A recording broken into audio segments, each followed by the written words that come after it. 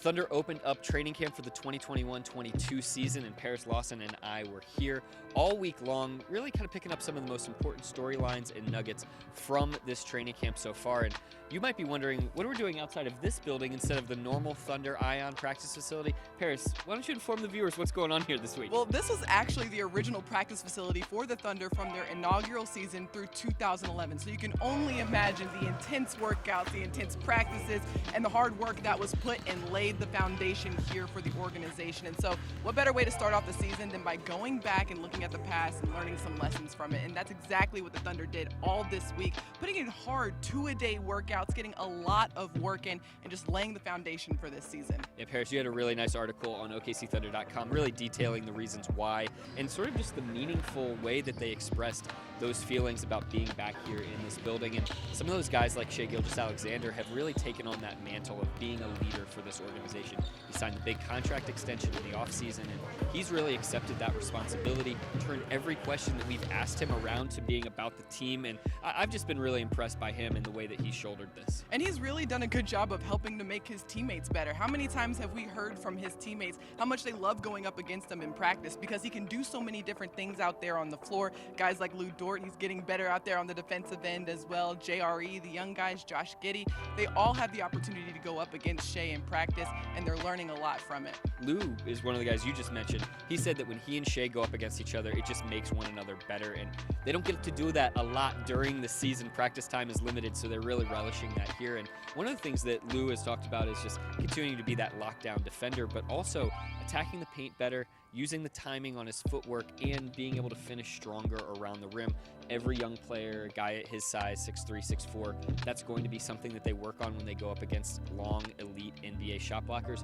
What can you see from Lou, and what are you hearing so far about the way that he's improved? Well, we talk about him so much on the defensive end, and last year we got a glimpse into how he's able to layer onto his offensive ability, and finishing around the rim is really a big key for him coming into this season. That's something that he learned from himself last season, and now we're seeing he put on some muscle. He's getting more comfortable when he's driving downhill, learning to make those quick decisions, quick reads, and learning the game of when to pass it, when to go up strong with it. And so you're starting to see that IQ start to build for him into this next season. Another guy who's going through that exact same process is Aleksej Pokusevski, and this is a guy that was way more perimeter-oriented last season. He spent all this offseason, he didn't play in Summer League, working on his body. You can see the physical gains that he's made, but that really was the reason why he spent all offseason in the weight room as opposed to maybe necessarily on the floor. So now that he's built himself back up into basketball shape, in addition to that physical conditioning, he's really focused on being able to get into the paint. And we talked to him just about the ability to get there in multiple ways.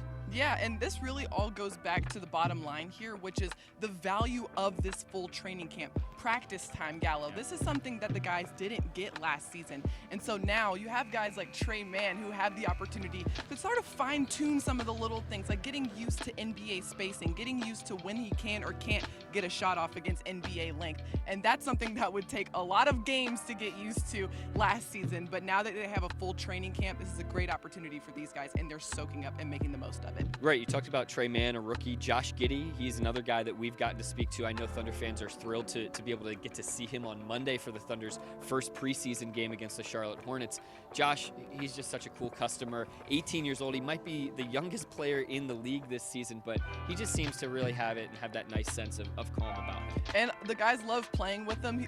Isaiah Roby called him a natural-born passer. A lot of really good decisions being made for him. And something interesting Coach Dagnall pointed out today in training camp was that you can really tell in transition that Josh has that professional experience about him. A lot of the other guys, young guys, you're coming out of college, that's something that you still have to learn in the NBA. But you can tell Josh has kind of that natural ability to still get the ball up the floor and knows the options that he needs to see out there in transition. The rookies are just getting used to everything here at the NBA level. They got used to practicing in a different building than they normally do. They got used to hearing Smokey Robinson and Bruce Springsteen and Lil Wayne all in the same practice playlist.